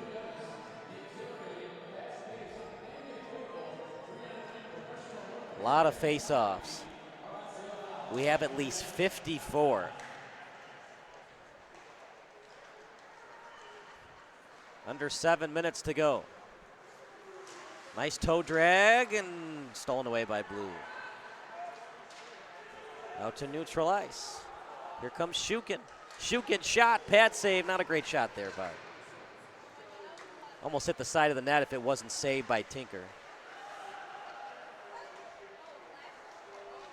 That shot, that one was a nice one. That's another one. Now it's right into the goalie's gut, right? But there was every shot, everything blue takes. Danger, danger. So quality shot. That was 2 quality shots since they pulled within 1 goal. So, Bob, obviously, when you think of stereotypical hockey, always pull the netminder with under a minute 30. But technically, you could pull Bristow anytime you want. Well, this is what I'm talking about. If there's like a penalty and you have a chance to go on the power play, I think you pull the goalie because the netminder in your own end is not helping you any. So put somebody on the offensive end, try to tie the score with a pulled goalie while you've got a penalty box situation.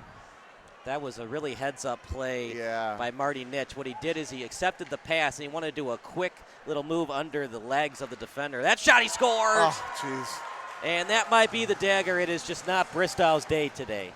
It's just not Blues' day, at least not this game. Every time they get close, they give up another one. So now they got to score a goal within the next 3 minutes, right? And then pull the goalie and get that second one. Wow, that's too bad, but it was deflected.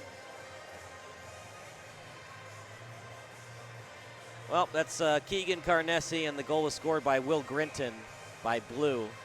So I had the 14s mixed up, but the issue is, partner, is you're so tired. It took you all that effort to make it 4-3. You had to recover from the mistake made by your netminder in Bristow. And after you made all that effort, and then a little dinky goal scores to make it 5-3, and now you have to reset your brain all over again. It does drain you emotionally on those kinds of plays. You're catching up. You put all the physical effort in to tie it or to pull within one, and then a goal like that just deflates you. Well, we'll see how Blue responds. I mean, got the best of the best out here. That was maybe high sticking, no call. He didn't try to push at the puck. It just went off his stick above his shoulder.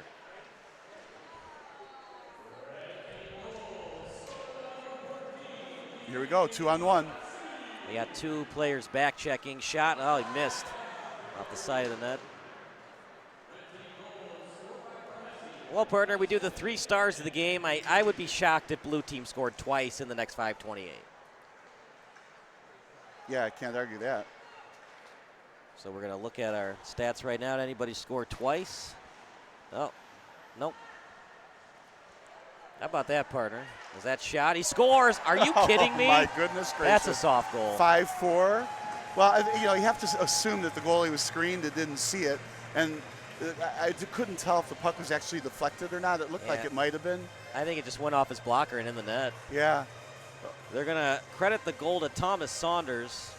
So 5-4, down by just 1 now with 5 minutes to go. But the blue team is now seemingly able to score relatively at will. It just went off his blocker into the net. Yeah, so don't panic. Get that last goal, but get it before 1.5 minutes, right? So you don't have to pull the goalie, and then we go to overtime. Like I said, anytime it gets under 2 minutes, if it's deep in their end, I say just do it. Some coaches just overthink it, and they wait too long, and when it gets under 1 minute and you still haven't pulled him yet, that's just, first of all, the goalie's got to get to the bench. And this almost happened. You weren't there, but this happened during a playoff game between Fenwick and Bennett, where the Fenwick goalie, he was only halfway to the bench, and the Fenwick guy jumped over the bench, and they almost called too many men on the ice. Oh, right. He has to have one skate next to the bench before the extra attacker can even think of going onto the ice. That shot, another shot.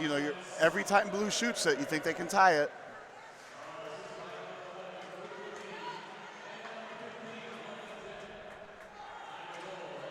Well, if you're red, you got to stay aggressive. You can't be looking up at the clock.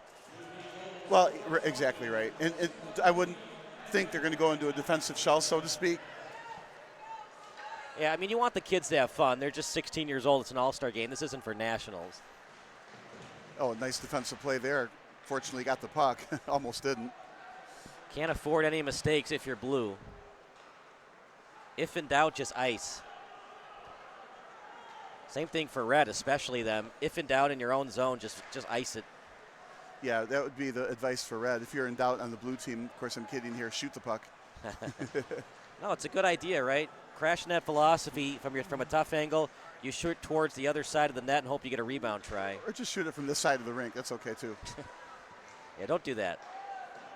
But you're right, though. I mean, like, if you're tired, ice it and get a line change. You don't get penalized for it like you do at the NHL level. That shot, they screened the netminder, a rebound try, just went wide. It was off the stick of Braden Tillett. And you would assume for red team especially, short shifts the rest of the game. Keep everybody fresh. Tillett. Now on the stick of Piasecki. Yeah, not one of my favorite coaches, right? But Bobby Keenan of the Blackhawks way back when kind of, to me, started the 30-second shifts. Shifts are always longer than 30 seconds, but near the end of the game, he was just putting players out there for 30 seconds wind sprints and just don't let them score on your 30-second increment. So how about this, partner? For each team, it's a 5-4 game, but nobody has scored 2 goals. It's a team effort for both teams tonight.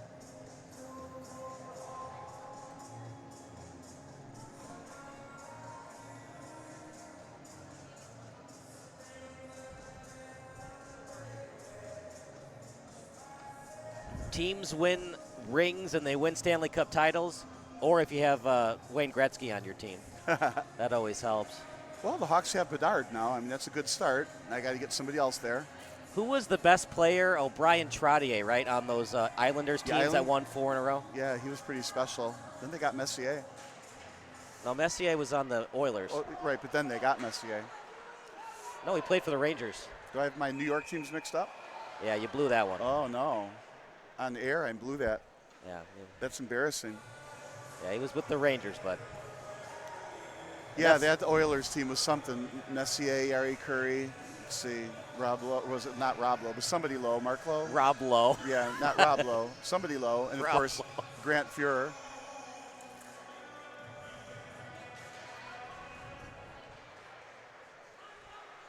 I wonder how many Hall of Famers that team ended up with. 4, maybe 5? It's a shame that Gretzky got traded to the Kings. How many more rings would have won if it never happened? He's offside. There's the call. I always feel like that. You know, Montana got traded from San Francisco to KC, didn't win again, but Steve Young won in San Francisco. So had Montana stayed in San Francisco, would he still have won that same ring that Steve Young won? Anyway, here we are, 5-4, 1-goal lead with 2:58. So we're hopefully going to see a pulled goalie soon. I personally would like to see Blue score to tie the game up so we can go to another exciting overtime. It's just pure joy watching these hockey teams play against each other. I just don't know if Blue has it in them. Well, when you pull the goalie. Right. How emotionally drained are they? They've had to come back from so many 2-goal deficits. 3-1, 4-2, 5-3. That shot. They almost tied it up there, though. I mean, they're still fighting. They're giving it everything they got. I mean, that would be pretty magical, right? Oh, by the way, it was also 2-0. Yeah. 2-0, 3-1, 4-2, 5-3. That's the thing. Every time they pulled close, they just couldn't get couldn't close the door, or couldn't finish, I guess you'd say. Give credit to Red. They didn't take their foot off the gas. Well, that's the thing. Both teams are good. Whoever put these 2 all-star teams together did such a great job making the teams relatively even. Now here's a mess in front of the net. And you know they're still kids too. Yeah, so right. this is, even though it's an all-star game. They've got homework tomorrow. Well, I was just going to say, Bristow and the other players are going to watch the game film, and they're still going to learn from this because they played players that are just as good as them or even better. Look at that spin move, no-look pass. And if you're Red, partner, do you stay all-out aggressive, or do you play a little monkey in the middle? I would try to keep the puck in the blue zone as long as possible. And as soon as the puck comes out of the blue zone, the blue goalie should be pulling, but he is not. Here comes Kuhn, slow-moving puck, and they call a very slow offside. I mean, if you're going to call it right away. All right, let's see what they do with the goalie. Nothing. I don't think you can because offside, remember, it's outside the zone. Well, you could pull here, but sometimes he'll get a 20-yard head start toward the bench. 20-yard head start. Do we use yards in hockey increments, hockey measurements? Well, he's got a few feet head start there. So do we consider hockey a North American game or a European game? Oh, North American. But if you were asking, Canada or U.S., I think you know that answer. Right? I mean, when you Googled it, you didn't believe me, but yeah, hockey began in ancient Egypt. I had to fact check you on that one. Yeah. Not this version of hockey. Yeah, well. Right. Just like when the ancient Mayans were playing their version of basketball, it wasn't today's version of basketball. So there was some whispering between the defense and the goalie, so maybe he got some coachly instructions to see if he gets out of the net. 1:15 to go, he's still in the net. I would do it now. Here he goes. Yeah, it waited a little too long, I think. Yeah. 1:07 to go. And if you're Red, still play your game. You don't have to dump and chase. You don't have to shoot it on net either. Just get the puck in deep however you can. Well, and that's what Blue needs to do, dump and chase. Yeah. I'm saying Red, you don't just have to try to get the empty netter goal. Just play your normal hockey. This is trouble. One-on-one, this should do it. And he scores!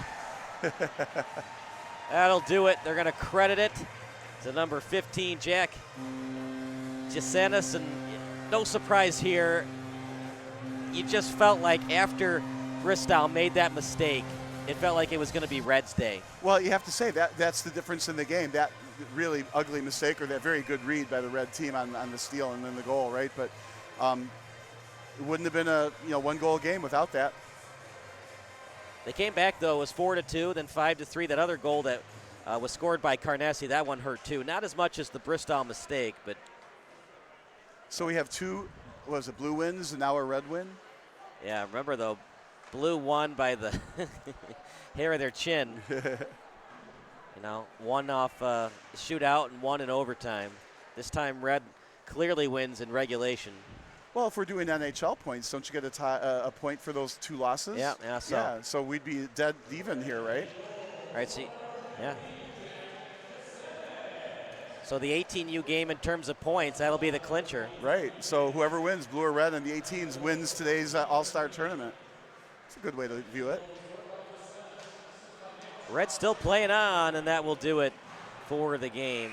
A 6-4 final, kind of the score you usually expect from an All-Star game. At first, it looked like it was going to be that close 1-0, 2-1, 3-2 game, and then some cheap goals that were scored, some that Tinker and Bristow. The old saying, I'd like to have one of those back. It happened. It does happen in a hockey game, but Tinker and Sanderson are the winning goalie duo, and Bristow and Ingersoll the losing duo today. But an exciting enough game that went down to a one-goal, pull the goalie affair at the end until finally the empty net happened. So it was a good, close, fun, exciting game that Blue just couldn't get over the hump there. So let's do the 3 stars of the game. I'll make my picks. I'll do Marty Nitsch, a goal and an assist. Braden Tillett, a goal and an assist. And I'll pick somebody from Blue. There were a couple players with 2 assists. And I'll pick London Jet. What say you in terms of the 3 stars of the game? Yeah, I'm going to just leave those with you and let it go. I'll let you pick those 3. No arguments, rebuttals, protests? No rebuttals, no protests. Okay, fair enough. You could make the argument it was a big game for Williamson. He had 2 assists, and he saw 16 total faceoffs. He won 10 of them, but it just seemed like every time London Jet had the puck, things were getting done well for Blue Team. He did have a good game, and that's the thing. Sometimes the stats are overrated. You have to watch the players who did the dirty work at center ice. When you didn't get credit for the assist, but you caused the check that gave up the puck, got the turnover, or something like that. So it was just a very, very well played game between 2 all-star teams. Yeah. Let's not forget Drew McLean. He had a goal and 2 assists, and I might have to rebuttal myself. I might put McLean in there over London Jet because I do see that McLean had the goal and 2 assists, but however you slice it, it was an offensive affair, not so much a defensive affair in this one. Right. Sometimes you have to kind of remember, which name did you say more than any other, and that person was, getting the puck, hustling toward the puck, fighting the board battles. Sometimes those are the ones that are really the heroes. All right, we're going to take a break. I'll go down to ice level for our 16U post-game interview, and the 18U pregame show coming up next here on SBS, a broadcasting network for everyone.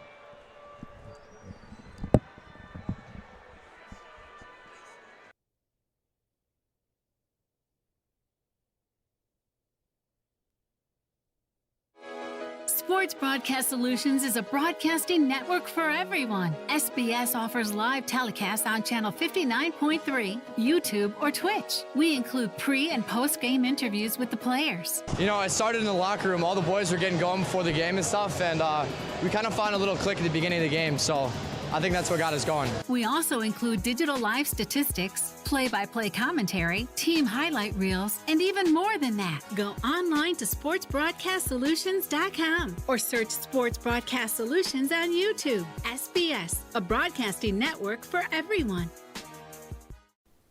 Sports Broadcast Solutions is a broadcasting network for everyone. At SBS, we offer a professional broadcasting experience for the non-professional athlete. Just like the pros, we offer everything for you. Play-by-play commentary. A no-hitter at Kane County Stadium. 15 strikeouts, 1 walk, 1 error, and that's it. Color commentary, highlight reels, recruiting videos, and much, much more. Unlike our competitors, we zoom in on the action and always have a live scoreboard with a live time code. If you're ready to have your next sporting event feel like CBS Sports, then make sure to call Sports Broadcast Solutions today. Our phone number is 330-957-7653, or you can go online to sportsbroadcastsolutions.com. SBS, a broadcasting network for everyone. Missing your child's sporting event just plain stinks. But you don't have to worry about that anymore, thanks to Sports Broadcast Solutions. SBS is a live broadcasting network, as well as covering your on-demand needs, recruiting videos, highlight reels, and much, much more. We can broadcast live to any website, and we also post as much on-demand content as you need. For more information about SBS, check out our website at sportsbroadcastsolutions.com. Sports Broadcast Solutions, a broadcasting network for everyone. Sports Broadcast Solutions is a broadcasting network for everyone. Let SBS broadcast your sporting event. We have experience and can generate excitement and permanent digital memories for your team. Tonight. That time, finally a goal for the Stampede! We have professional videographers using high-definition modern-day cameras, color analysts, and play-by-play announcers with state-of-the-art, classy graphical scoreboards to keep you updated. Plus, we have commercials to advertise your team, club, or sponsor, and us. Plus, we do pregame and postgame interviews. Hi, everybody, and welcome to the postgame show brought to you by Marion Central Catholic. My name's Kyle Smith, but my name doesn't matter. These young ladies matter. It's senior night as the Hurricanes win a battle down the stretch, 48-46. Hi, I'm Carrie Kramer. I swim 50 breast, 50 free, and 100 back. Whatever your sports broadcast needs, we are at sportsbroadcastsolutions.com. Check us out and become part of the digital sporting world. Sports Broadcast Solutions is a broadcasting network for everyone. Instead of spending hundreds or thousands with all these college recruiting sites, let us